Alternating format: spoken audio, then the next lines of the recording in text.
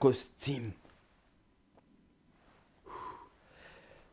Chers amis, petite vidéo réaction à un commentaire que j'ai reçu et que j'avais déjà entendu dans la vraie vie parce que c'est un commentaire en fait de bon sens. Ici, on parle d'expatriation et on parle d'expatriation.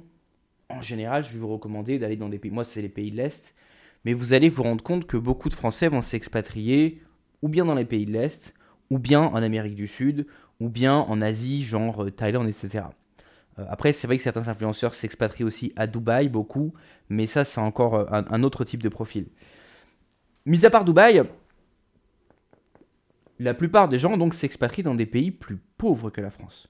Et par conséquent, il est logique de demander, mais pourquoi vous, les gens qui pratiquez l'expatriation, vous nous encouragez à aller dans des pays euh, que les gens fuient finalement, tu vois. Et c'est ça le commentaire que j'ai reçu. Le gars disait, mais oui, mais toi, tu nous dis d'aller en Roumanie. Déjà, je vous dis pas forcément d'aller en Roumanie. Moi, je recommande l'expatriation en général. Et personnellement, j'ai une affection pour l'Europe de l'Est. Pas forcément la Roumanie, hein. Mais les Roumains, eux, veulent quitter la Roumanie. Et on pourrait en dire autant de beaucoup de pays d'Europe de l'Est. Si un Hongrois, un Polonais ou quoi que ce soit a une opportunité en Europe de l'Ouest ou aux États-Unis, en général, ils ont tendance à y aller. C'est parfaitement vrai. Et dans cette vidéo, je voudrais parler de ce phénomène et de pourquoi, du coup, moi, je conseille de faire le chemin inverse. Déjà, parlons des raisons psychologiques qui poussent ces gens à quitter leur pays. Prenons l'exemple d'un Roumain qui quitte la Roumanie, qui va aller travailler à Paris. Pourquoi le fait-il? Contrairement à vous, le Roumain, la personne, le gars qui quitte l'Europe de l'Est ou le Brésil pour aller dans un pays donc, j'allais dire développé. La Roumanie est également un pays développé, mais c'est pas un pays ultra riche comme peuvent l'être la France ou les États-Unis. Vous allez me dire, la France n'est pas un pays ultra riche, mais au plan mondial, c'est quand même parmi l'un des pays les plus riches au monde. Bon, bref. Pourquoi ils vont dans ces destinations? Eh bien, déjà parce que, donc, comme ce que je venais de dire, ils ne connaissent pas ces destinations. Donc, pour eux, le gars a été élevé en Roumanie, par exemple, dans une campagne, et il se dit, ok, en Roumanie, je peux gagner 800 euros par mois. À Paris, pour le même job, je gagne 1800 euros par mois. Qu'est-ce qu'il va s'imaginer, à votre avis? Eh ben, il va s'imaginer que son train de vie va être multiplié par 2 ou 3. Parce que forcément, il se dit, là-bas, je vais gagner plus d'argent, j'aurai donc un meilleur train de vie. En arrivant là-bas, il va découvrir que ce n'est pas forcément le cas, mais là, un deuxième biais psychologique s'active. Pour les gens qui viennent d'Europe de l'Est, très souvent, aller vivre en Europe de l'Ouest, c'est un symbole de statut social, un symbole de réussite. La personne a quitté, j'allais dire, son shithole. J'ai beaucoup de respect pour les pays d'Europe de l'Est, mais leur mindset peut être un petit peu résumé comme ça. Il a quitté son pays d'origine, un peu, voilà, pas terrible, pour aller dans un super pays d'Europe de l'Ouest. Et là, il envoie des photos, etc. à sa famille. Et du point de vue de sa famille et de ses proches, ça peut être perçu comme, regarde lui comme il a réussi, il est à Paris, il est sur la côte d'Azur, il est à New York, il est en Californie, etc. Donc la personne ayant effectué ce cheminement, qui a demandé des efforts, qui a demandé des sacrifices, et ayant obtenu une certaine récompense, puisqu'effectivement le chiffre sur son salaire est plus élevé, de plus il reçoit de la gratification, de la reconnaissance de ses amis, de ses proches, n'a aucun intérêt à revenir en Roumanie, même s'il se rend compte, au bout de plusieurs années, par exemple en France, que ce n'est pas l'Eldorado qu'il imaginait. Je vais vous donner deux exemples. Je discutais, il y a de ça quelques années maintenant, avec un chauffeur Uber qui me disait très souvent la question qu'il me pose, pourquoi un Français vient en Roumanie? Et je lui ai répondu, eh bien, en général, je ne vais pas trop loin, mais je lui dis, j'aime bien les gens ici, et puis c'est vrai qu'en France, il y a un petit peu d'insécurité. Et là, il s'ouvre tout de suite. Parce qu'en fait, ce qu'ils n'osent pas, ils ne vont pas forcément d'eux-mêmes vous le dire, hein, mais en eux, de plus en plus, ils savent. Et il me dit, eh ben, moi, par exemple, j'ai travaillé à Londres.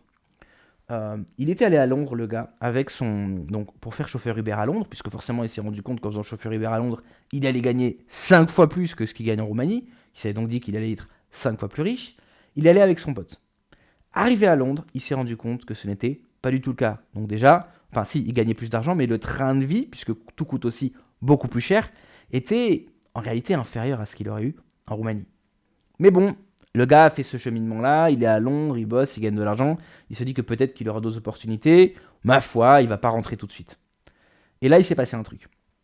Son pote, qui était également chauffeur Uber, s'est fait poignarder, tout simplement. Et le gars me parle comme ça, il me dit moi je suis pas raciste, hein, mais enfin c'est vrai que dans le quartier où j'étais, il y avait beaucoup de noirs et ils posaient problème. Il parle comme ça, le gars. Moi je lui ai rien dit. Dans ces cas-là, je n'essaie pas d'influencer les gens, je les laisse tout simplement dire ce qu'ils ont à dire. Voilà. Il me dit ça, et je sens que, tu vois, en fait, il travaille dans un quartier, euh, voilà, on va dire, où il y avait de la diversité à Londres. Et son pote travaillait dans ce quartier-là aussi, et il me disait, dans ce quartier, les gens rentrent dans le Uber, par exemple, crachent dans le Uber, pètent dans le Uber, bouffent des chips et en laissent partout sur la banquette arrière.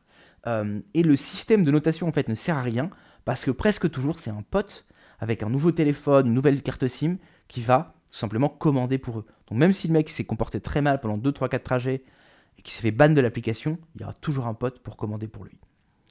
Euh, Pareil, ce qui peut arriver aussi, c'est que ce soit il voit que le gars qui veut rentrer dans le taxi, enfin dans son Uber, n'est pas le gars qui était censé, qui a commandé sur l'application, mais là, il y a problème. S'il refuse la course, le gars s'énerve.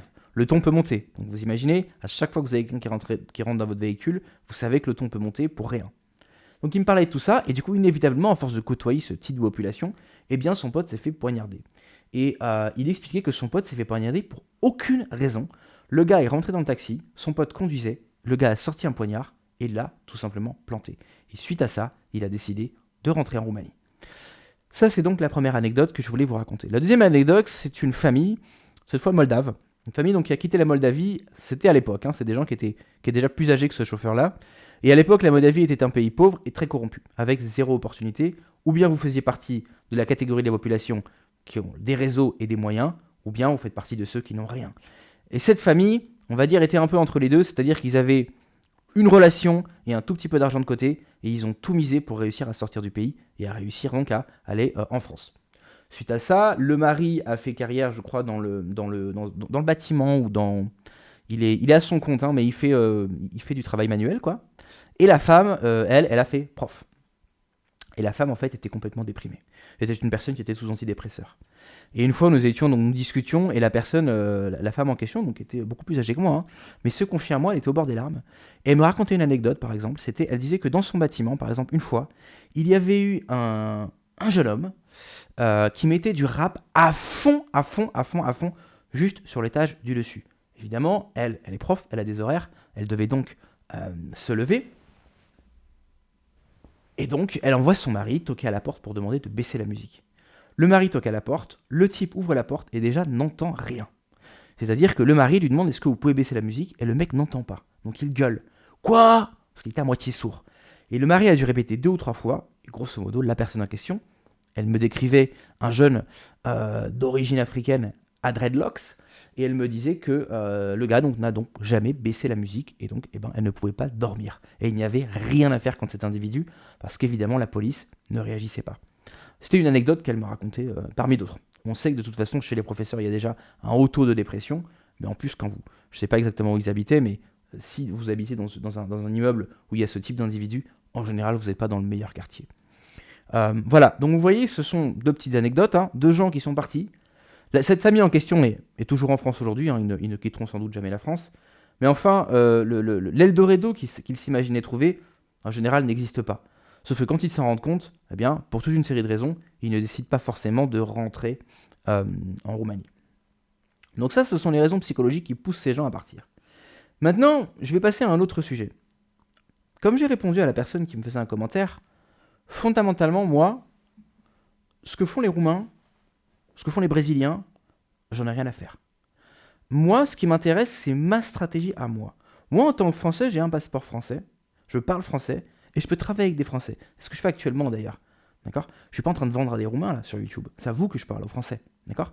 Moi, je viens de France, et moi, j'arrive en Roumanie, donc avec un certain capital, avec un certain savoir-faire, et avec également, peut-être ma capacité à, on va dire, gagner de l'argent depuis les pays d'Europe de l'Ouest, tout en le dépensant dans les pays d'Europe de l'Est. J'ai fait une vidéo sur une notion que j'appelle le géo-arbitrage. La vidéo s'appelle les pays sont des hôtels ou les nations sont des hôtels, un truc comme ça. C'est évidemment une phrase que j'ai repris au très grand philosophe français Jacques Attali.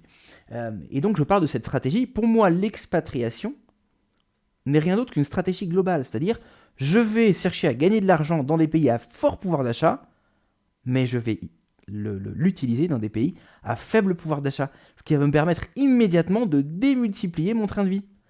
Et quand je dis démultiplier mon train de vie, ça ne veut pas forcément dire vivre dans le luxe, mais ça veut dire déjà mettre de l'argent de côté. Ce qui va me permettre après de financer des entreprises, etc.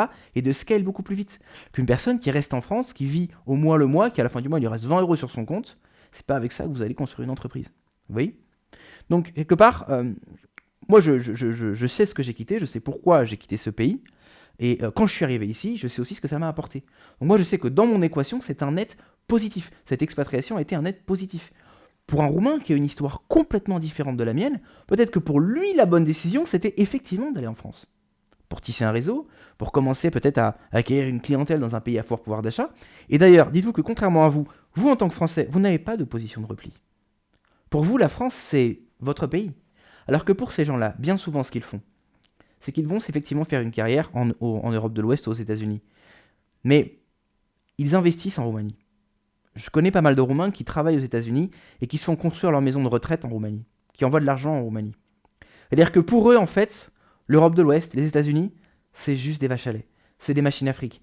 Ils y vont pour gagner de l'argent, mais leur pays de cœur restera toujours leur pays d'origine et ils comptent y retourner un jour avec le pactole qu'ils se sont fait en Europe de l'Ouest ou aux États-Unis. Ce qui est exactement ce que je vous dis de faire. Et ce que la plupart des gens qui s'expatrient vous disent de faire. Que vous disent-ils de faire?